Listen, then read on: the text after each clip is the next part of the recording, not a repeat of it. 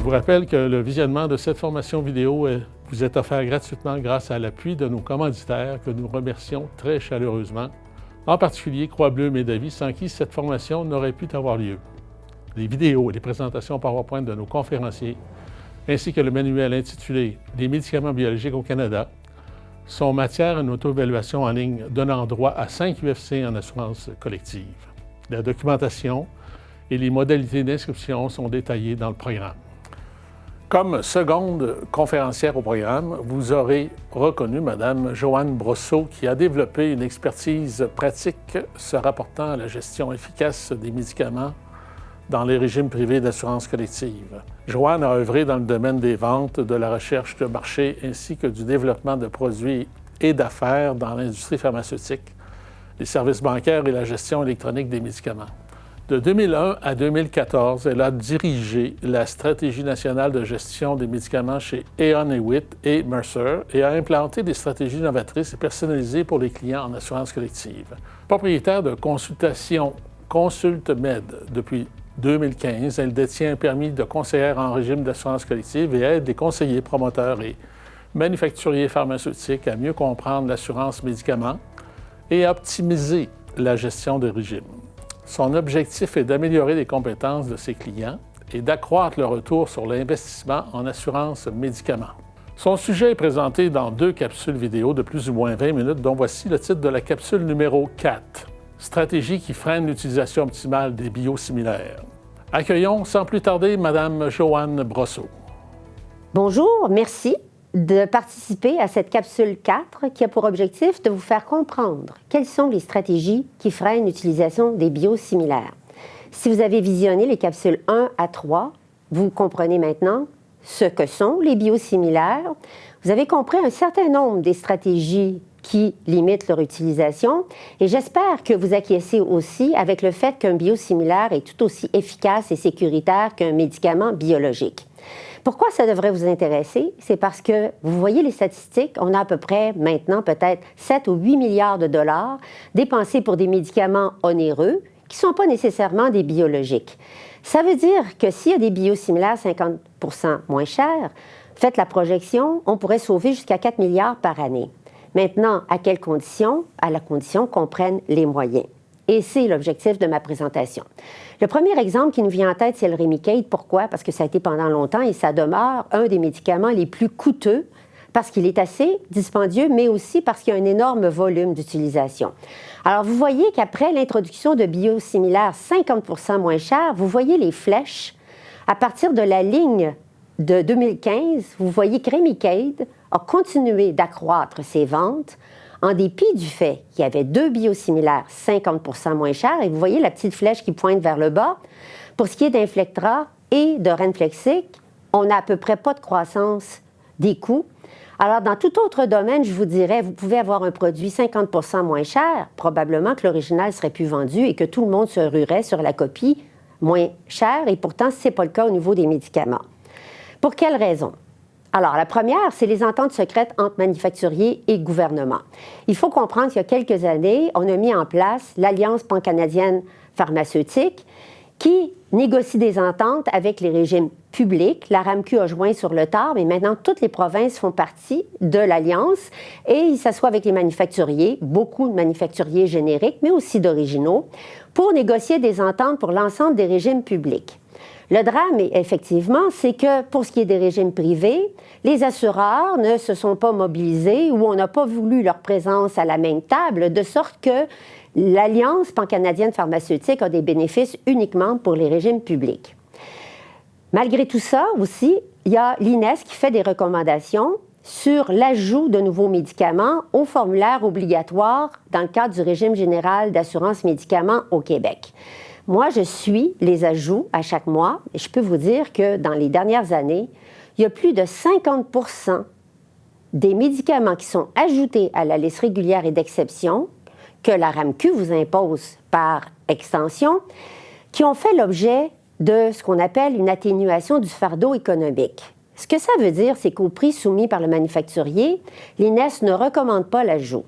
Le gouvernement négocie avec les manufacturiers Et à ce moment-là, le coût est diminué, le ratio coût-bénéfice est amélioré.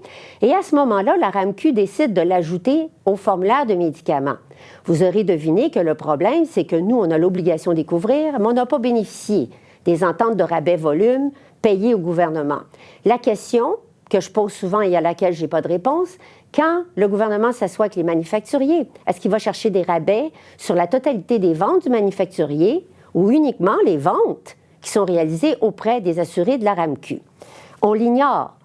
Mais si c'est uniquement pour les assurés de la RAMQ, ça veut dire que les manufacturiers ont quand même encore de l'argent pour payer des rabais pour les ventes qui sont réalisées auprès des assurés des régimes privés. Donc, c'est une question qui est criante et il va falloir que le marché des régimes privés d'assurance médicaments aborde cette question-là parce qu'à l'heure actuelle, les règles du RGAM sont inéquitables. Deuxième élément de la stratégie de mise en marché, c'est les associations de patients. Il faut comprendre que la majorité du financement de ces associations-là provient du domaine pharmaceutique et que finalement, c'est seulement l'Association de l'arthrite, à ma connaissance, qui a limité le financement des pharma à moins de 10 %. Donc, c'est un puissant lobby auprès des gouvernements et c'est des gens qui sont bien organisés pour orchestrer ce que je vais appeler des campagne de peur, et on en a vu des exemples, notamment en Colombie-Britannique, lorsque, par exemple, l'Association de la maladie de Crohn a levé des boucliers contre le gouvernement de la Colombie-Britannique qui a voulu imposer l'utilisation des biosimilaires. Alors, il faut être conscient des lobbies et ça fait partie des pressions qui s'exercent pour bloquer les biosimilaires et s'opposer aux décisions des régimes publics. Le deuxième élément, c'est le dumping dans les hôpitaux. À un certain moment, le Remicade était vendu 940 $ dans les pharmacies et 1 $ dans les hôpitaux. Pourquoi? Parce que lorsque vous êtes patient Remicade, la première injection est faite en milieu hospitalier, donc vous sortez de l'hôpital, vous avez l'historique d'une injection et ça devient beaucoup plus gênant pour les régimes publics et privés de vous imposer de prendre le biosimilaire à l'avenir parce que vous invoquez « Ah, j'ai commencé avec l'original ». Alors, c'est assez imaginatif comme stratégie, ça a assez bien fonctionné. Heureusement, ce n'est pas monnaie courante, mais ce n'est pas le seul exemple qu'on a vu dans le marché parce que les hôpitaux vont avec des appels d'offres et utilisent un processus d'achat qui est complètement différent de celui des pharmacies. Une autre stratégie qui est courante, que vous connaissez, la promotion auprès des médecins. Non, les médecins ne sont pas nécessairement payés pour prescrire comme ils le font, mais il y a plusieurs choses qui vont influencer leur façon de prescrire. Notamment, ils n'ont aucune notion de la dynamique de l'assurance. Alors, quand on vous demande êtes-vous assuré, 100% des personnes au Québec sont assurées. Alors, pourquoi poser la question? Parce que dans la tête des médecins, c'est l'assureur qui paye et il peut s'en donner à cœur joie quand quelqu'un est assuré par le régime privé. Marc en a parlé pendant les capsules 1 à 3. Il est vrai que pour les biosimilaires, les indications officielles varient parfois entre biosimilaires et par rapport à l'original.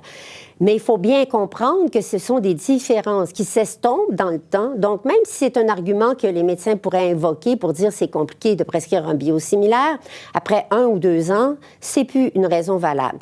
Et je ne vais pas passer beaucoup de temps là-dessus, mais vous allez voir que dans les décisions que la RAMQ va prendre, c'est les régimes publics qui ont vraiment le pouvoir de forcer les prescripteurs à adopter les biosimilaires. On va voir tout à l'heure des statistiques qui démontrent, par exemple, qu'un assureur, c'est beaucoup plus facile d'imposer le biosimilaire lorsque le régime public a forcé les prescripteurs à adopter certaines pratiques. Donc, c'est fondamental dans la maximisation de l'utilisation des biosimilaires que les médecins soient impliqués, mais qu'ils aient des incitatifs à modifier leurs habitudes de prescription. Marc vous en a parlé, les cliniques de perfusion, c'est contrôlé par les manufacturiers. Le coût de ces cliniques-là est inclus dans les médicaments. Donc, si l'État avait donné, par exemple, l'opportunité aux gens d'aller dans une clinique où on peut administrer n'importe quoi, ce que j'appelle une clinique universelle, il va de soi qu'on n'aurait pas cet attachement du patient à un médicament particulier par le biais de son équipe de soutien, et on va y venir, programme de soutien aux patients, et surtout la clinique de perfusion. Il faut noter que ces cliniques de perfusion-là sont offertes tant par les manufacturiers de médicaments biologiques originaux que ceux des biosimilaires. Donc, des cliniques de perfusion, c'est toujours offert aux patients.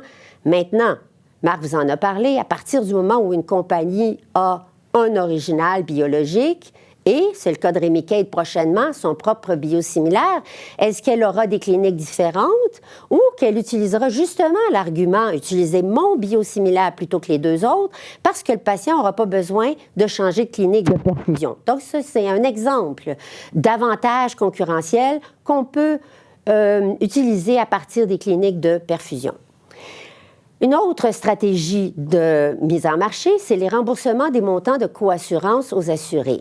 Quand vous prenez un médicament à 20 000 vous savez qu'éventuellement, peut-être qu'en payant 20-30 de coassurance, vous allez éventuellement atteindre votre 1 144 de déboursé et vous aurez 100 de remboursement.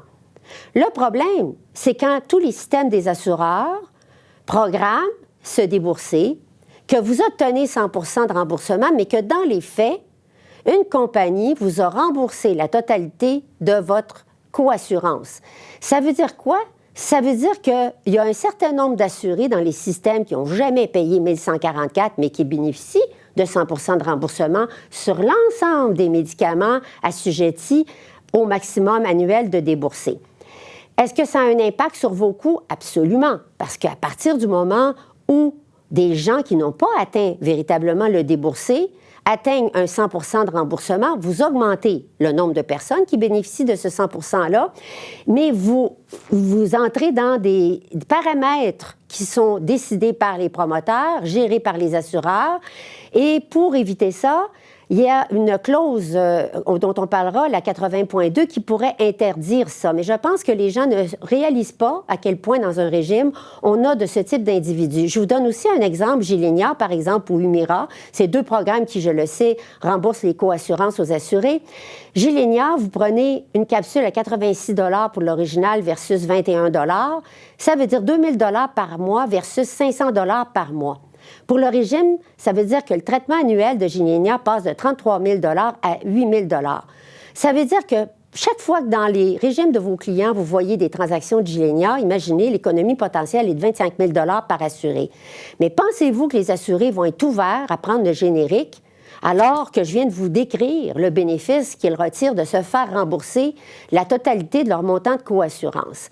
Alors, il y a des façons de contourner ça. Il y a des assureurs qui programment très bien leur système et qui disent, par exemple, si vous prenez l'original, on vous remboursera au prix du générique. Ça veut dire que vous paierez l'écart complet entre l'original et le générique, et ça veut dire que l'assuré qui prend l'original coûte beaucoup plus cher au programme mis en place, le programme Go de Novartis, que si le régime n'avait pas pris la précaution de rembourser au prix du générique de Gilenya. Donc, il faut être très attentif à ces stratégies-là parce que, oui, il y a des impacts de coûts sur vos régimes. Je vous parlais de la 80.2, je vous ai marqué le libellé. C'est un programme de remboursement de coassurance coûte des clopinettes au Québec. Pourquoi? À cause du montant à 1 144 $.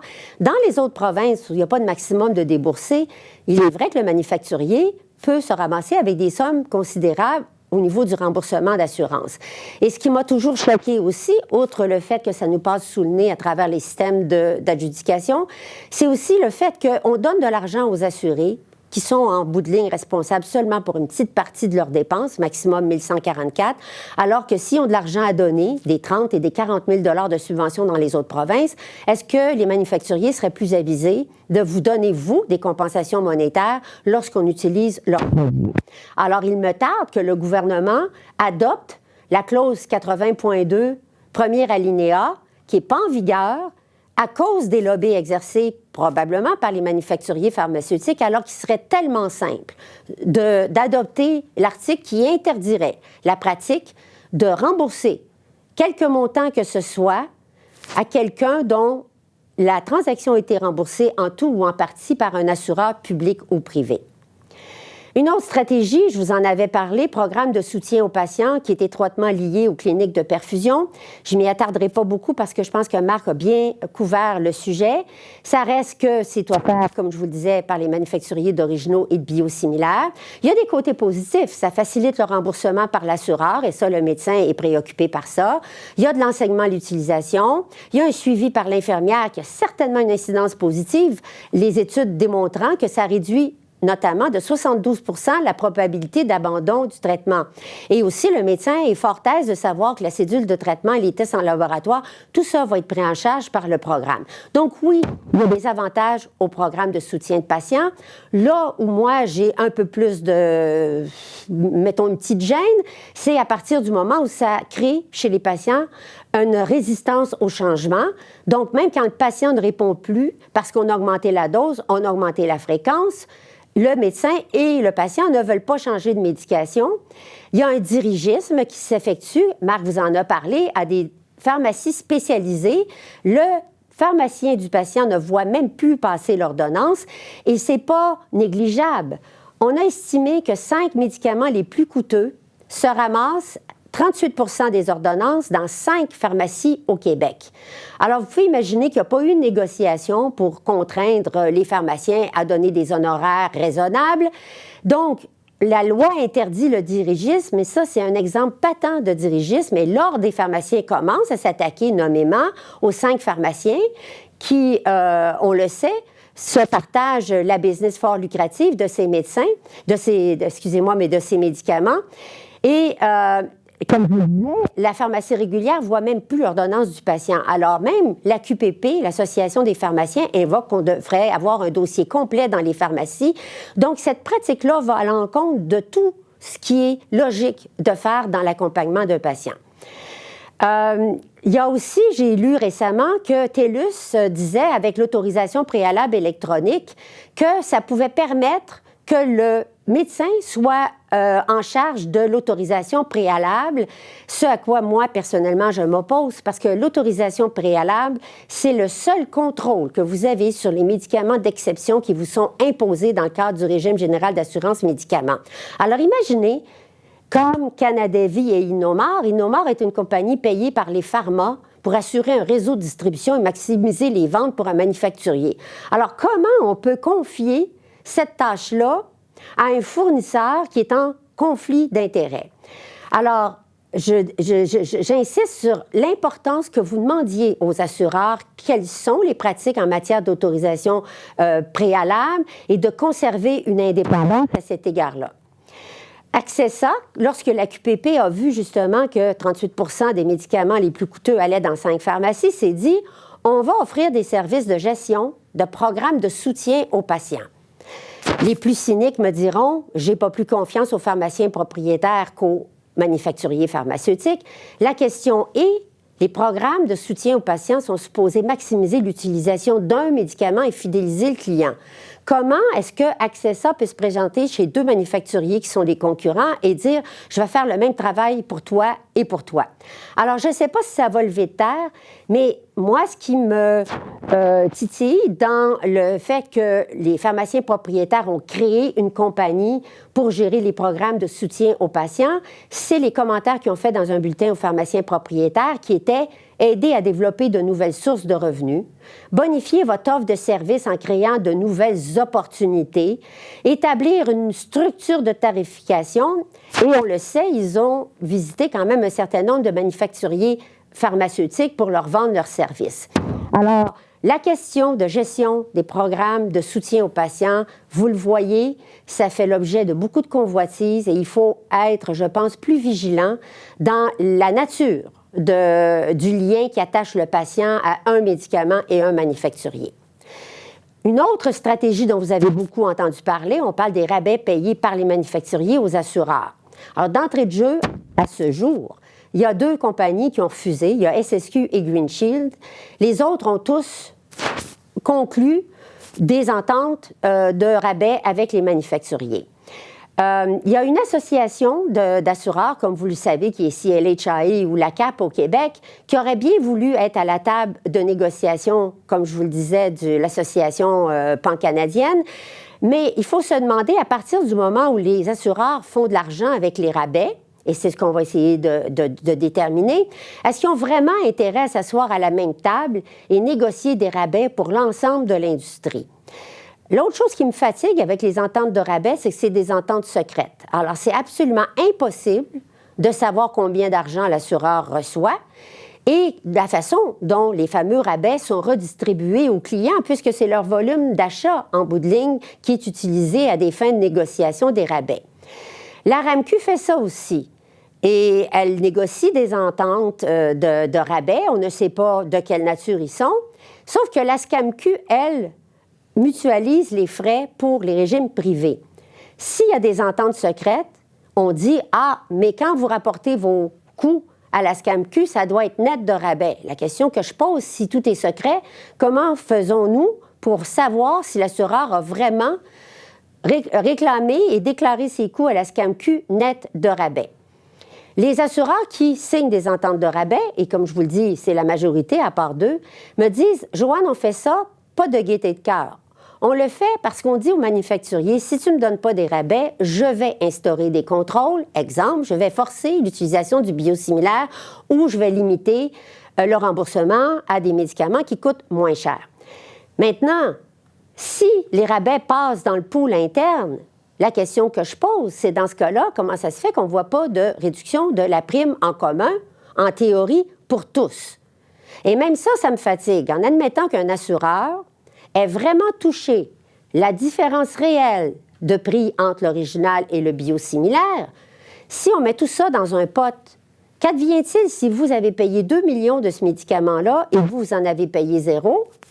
Est-il normal qu'on prenne 1 million de rabais et qu'on le distribue également dans le pool? Et les assureurs me disent, oui, c'est un pool.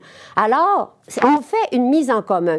Alors, il y a quelque chose là qui, moi, m'interpelle au niveau de l'équité entre des régimes qui paient des fortunes pour certains médicaments qui font l'objet de rabais jusqu'à 85 % et d'autres qui n'ont pas payé de ce médicament-là et qui jouissent par la banque quand même de rabais en présumant que les régimes obtiennent des crédits pour les rabais payés aux assureurs.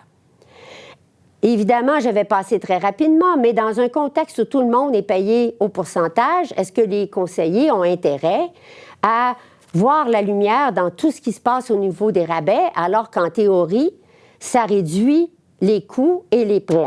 Et je dis en théorie. Alors vous, comme conseiller, je me demande si vous vous posez la question, les dollars payés par vos clients et qui servent de base de négo, et c'est une monnaie d'échange, en fin de compte, parce que l'assureur prend un engagement à ne pas contrôler ou à ne pas adopter des procédures qui font qu'on va avoir un usage optimal des médicaments. Alors, est-ce que dans tout ça, on est tous complices de stratégies qui visent à bloquer l'accès aux biosimilaires? Les rabais payés par les manufacturiers aux assureurs, c'est peut-être de toutes les stratégies que je vais aborder avec vous, celle qui est la plus connue. Il faut être conscient que vous, comme conseiller, les dollars de rabais payés aux assureurs, ils sont négociés sur la base des sommes payées par vos clients pour les médicaments. C'est une monnaie d'échange. Quand on obtient un rabais, c'est en échange de ne pas exercer des contrôles qui vont amener une utilisation optimale des médicaments. Est-ce qu'on est, du fait, complice de stratégie quand on achète l'idée de prendre des rabais? Moi, je pense que oui, parce que dans une certaine mesure, on bloque l'accès aux biosimilaires et on favorise aussi la substitution thérapeutique, que c'est pas compliqué. Quand j'ai 3 produits, je vais utiliser les rabais pour favoriser la migration de A vers B. Alors, je pense que pour vous, comme conseiller, la question, c'est est-ce qu'il y a une distribution équitable des rabais aux clients? Si le rabais compense le vrai écart de prix entre l'original et le biosimilaire, que ça coûte exactement la même chose à tout le monde, je dis que c'est une bonne chose. Mais actuellement, dans le marché, c'est quasi impossible d'avoir la certitude que les rabais payés aux assureurs vont vraiment se refléter de façon à ce que l'original et le biosimilaire vous coûtent la même chose en bout de ligne. Il y a une différence dans le fait que c'est traité en temps réel ou en différé. Et je vous donne l'exemple ici à gauche, la gestion en temps réel. Exemple, la pharmacie réclame 5 000 $. Disons qu'il y a un rabais de 1 000 $. Dans cet exemple-ci, dans le système d'adjudication, on va dire « Ah, c'est pas 4 000, c'est 5 000 ». Donc, l'assuré va payer 20 % d'un montant qui tient compte du rabais et le régime va se faire facturer 80 % d'un montant qui tient aussi compte du rabais. Et ce que j'aime de cette formule-là, c'est que c'est sûr que le rabais vous est crédité au prorata des sommes qui sont vraiment payées pour ce médicament-là par votre client. Et vous allez le voir, il y a une incidence sur le nombre d'assurés qui vont atteindre 1 144 $. Et il y a une incidence aussi sur l'atteinte du seuil RAMQ, puisque les sommes payées par le régime sont nettes de rabais. Alors, si vous me disiez tous les rabais sont gérés en temps réel de cette façon-là, je ne m'y opposerais pas. Mon problème, c'est que les rabais sont souvent gérés non pas en temps réel, mais en différé. En d'autres termes, il y a une entente entre le manufacturier et l'assureur qui reçoit des sommes d'argent qui compensent, on doit le dire, pleinement l'écart de prix. Mais qu'est-ce que l'assureur fait après coup avec l'argent? Et qui me disent, on fait ça à travers le pool interne. Je vous ai déjà exprimé mes réticences à cet égard-là. Et cette formule-là de différé, vous le voyez, l'assuré va quand même payer trop de coassurance, considérant que ce qu'il paie, c'est sur un montant qui n'est pas ajusté en fonction du rabais. Idem pour le régime qui paye des sommes qui ne sont pas nettes de rabais. Alors, ça, il faut être vigilant. Et je pense que vous, comme conseiller, il vous appartient d'avoir la discussion avec l'assureur sur comment les rabais sont crédités à chacun de mes clients. Vous le voyez, entre autres, les rabais. Je vous donne l'exemple de Janssen, mais ce n'est pas la seule compagnie qui en paye. C'est juste que Janssen a eu l'ouverture de s'asseoir avec moi puis bien d'expliquer l'entente de rabais qu'il y avait jusqu'à présent. Alors, ils ont dit, on va lier 4 produits, Remicade, Stelara, Tremfya, Simponi. Et vous le voyez, les rabais, ils vont de 44 à 86 % je crois. Alors, quand on passe un patient de Remicade à Stelara, alors que Stelara va être breveté encore pour 5 ans, on peut se demander, mais pourquoi est-ce que la compagnie fait ça? Je vais vous donner mon interprétation de la chose. C'est parce que quand Remicade fait l'objet de concurrence de 2 biosimilaires et bientôt d'un 3e biosimilaire qui appartient à Janssen, c'est tentant de dire aux médecins, passez mes patients de Remicade à Stelara de façon à ce que quand ils seront sur Stelara, peut-être que je pourrais arrêter de payer des rabais parce que mes patients seront captifs pour un autre 4-5 ans le temps que je perde mon brevet sur Stelara. Il y en a certains qui pensent que je suis un peu machiavélique, que ce n'était pas l'intention. Ça reste que quand on regarde les statistiques que je vais vous montrer par après, il semble que la stratégie a quand même marché. Je ne vous dis pas que c'est la seule raison pour laquelle on voit un glissement de Remicade à Stelara, mais ça a quand même fonctionné. Alors, la grande question, c'est quand on dit dans les stratégies des manufacturiers pharmaceutiques, c'est un prix comparable, c'est est-ce que c'est pour l'assureur ou c'est pour les clients? Alors, il faut que vous compreniez comment ces rabais-là sont crédités à l'expérience de vos clients, au niveau de la SCAMQ, au niveau de votre pool et vos frais de mise en commun. Je vous parlais des statistiques de Medavie Croix-Bleue. Alors, vous le voyez, il y avait 4 médicaments qui faisaient l'objet d'une stratégie de Janssen. Et ça donne que, vous les voyez, ces statistiques-là, les 3 qui sont en hausse d'utilisation, c'est les 3 produits qui font l'objet de rabais. Et Remicade a quand même une croissance dans le marché, mais on a une certaine réduction d'utilisation au profit de quoi? On peut penser que c'est au profit de Tremfya et de Stelara qui ont les mêmes indications que Remicade dans certains cas. Alors, quand on me dit « ça n'arrivera pas », moi, j'ai des statistiques qui tendent à démontrer que oui, il y en a des glissements thérapeutiques qui résultent des rabais. Ça, c'est un exemple patent de la Colombie-Britannique dont Marc vous a parlé, province qui a eu le courage de dire « chez nous, ça ne sera pas des rabais, ça va être la maximisation d'utilisation des biosimilaires. » On dit qu'une image vaut 1000 mots. Regardez ce qui se passe dans le restant du pays. Regardez le coût par réclamant pour les biosimilaires originaux et regardez ce qui se passe en Colombie-Britannique où on a forcé l'utilisation du biosimilaire. Ça ne fait pas 100 ans que c'est mis en place et déjà, on voit qu'il y a des économies majeures pour la Colombie-Britannique. Et l'assureur va vous le dire, et même les assureurs québécois vont vous dire « Joanne, on accepte les rabais parce que c'est bien plus facile que de s'obstiner avec le médecin puis s'obstiner avec le patient. » Et c'est vrai, tant et aussi longtemps que la RAMQ ne fera pas la même chose à la Colombie-Britannique. Medavie Croix-Bleue, je vous invite à regarder attentivement les commentaires qui sont faits. Mais les seuls régimes privés qui n'ont pas bénéficié des réductions de coûts, c'est ceux qui n'ont pas copié le modèle de la Colombie-Britannique. Parce qu'autrement, vous le voyez, 99 % d'acceptation. À partir du moment où la province a dit aux médecins, c'est comme ça que ça va se passer, c'est devenu très facile pour l'assureur de dire, c'est correct, on va accepter de prendre des rabais, on va adopter exactement la même politique que la Colombie-Britannique parce qu'on a impliqué le médecin dans la décision, les pharmaciens sont au courant. Donc, je pense que c'est un modèle à suivre Pas juste parce que c'est efficace pour la RAMQ, mais parce que ça va faciliter le travail des assureurs et ça va permettre peut-être un peu plus de transparence, puis l'abandon de certaines stratégies que je pense que vous commencez à comprendre, qui sont loin d'être transparentes et qui ne se reflètent pas nécessairement dans des réductions de coûts pour vos clients. La conclusion maintenant pour les assureurs qui négocient et gèrent des rabais. C'est sûr que c'est une option plus facile pour tout le monde parce que ça minimise les impacts pour les assurés et par extension, les médecins. Mais il devra avoir un engagement à partager les rabais. Ces rabais-là devraient compenser 100% de la différence de prix.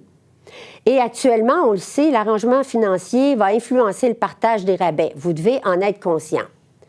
Pour les mêmes raisons que je vous disais pour SSQ et Green Shield, il devrait aussi y avoir des rabais négociés avec le gouvernement pour les médicaments qu'on nous impose sur la liste obligatoire. Et peut-être qu'on devrait exiger que les rabais négociés par le gouvernement soient partagés juridiquement avec les régimes privés. Je vous ai aussi donné un exemple du pourquoi je pense que les rabais devraient être gérés en temps réel et non pas à travers un processus de mise en commun. Et finalement, si l'assureur vous dit que les rabais, ça réduit ses frais de mise en commun, bien, peut-être que vous devriez avoir des rapports pour quantifier l'impact des dits rabais. On me demande souvent, oui, mais moi, je suis auto-assurée, qu'est-ce que je fais? Bien, quand vous êtes géré par un MGA, vous avez de l'auto-assurance, vous avez bien compris que votre seule issue, c'est de gérer de façon très, très rigoureuse comme les régimes publics et comme deux assureurs. Sinon, si vous voulez gérer de façon aussi efficace le coût des médicaments, vous devriez aller chercher les mêmes rabais comparables à ceux que les assureurs vont chercher. Parce que si vous avez, exemple, 3 réclamants, il y en a beaucoup qui m'appellent, ils me disent, j'ai 3 réclamants qui représentent 60% de mes coûts, ils prennent tel médicament, on est auto-assuré, qu'est-ce qu'on devrait faire? Bien, si vous allez vers un assureur qui a réussi à négocier des rabais de 50% sur ces 3 médicaments-là et qui s'engage à vous redonner 90% du rabais, vous avez déjà votre réponse. Ça veut dire que vous avez pensé que l'auto-assurance, jusqu'à présent, offrait des avantages, mais dans un contexte où vous êtes capable d'aller chercher des rabais substantiels, l'assurance auprès d'un assureur qui a de la transparence dans la distribution des rabais peut devenir une alternative intéressante. Alors, repenser donc l'ajout automatique des médicaments non couverts par la RAMQ, je pense que c'est quelque chose qu'on devrait repenser effectivement dans le marché. Optimiser la gestion des patients et des médicaments d'exception. Je pense que l'autorisation préalable est actuellement le seul contrôle, mais que la gestion des patients d'exception, ça passe sous le radar, mais il y a énormément d'argent là-dedans. Gérer les grands réclamants, éduquer les assurés, par exemple les outils de comparaison des prix entre les pharmacies, et implanter un montant maximum admissible pour contrôler les honoraires des pharmaciens. Et peut-être offrir une coassurance plus avantageuse pour certaines pharmacies, ce que la nouvelle entente avec la QPP permet. Rapidement, ce sont des avenues qui sont possibles pour les conseillers et on y reviendra dans la capsule 5. Je vous remercie.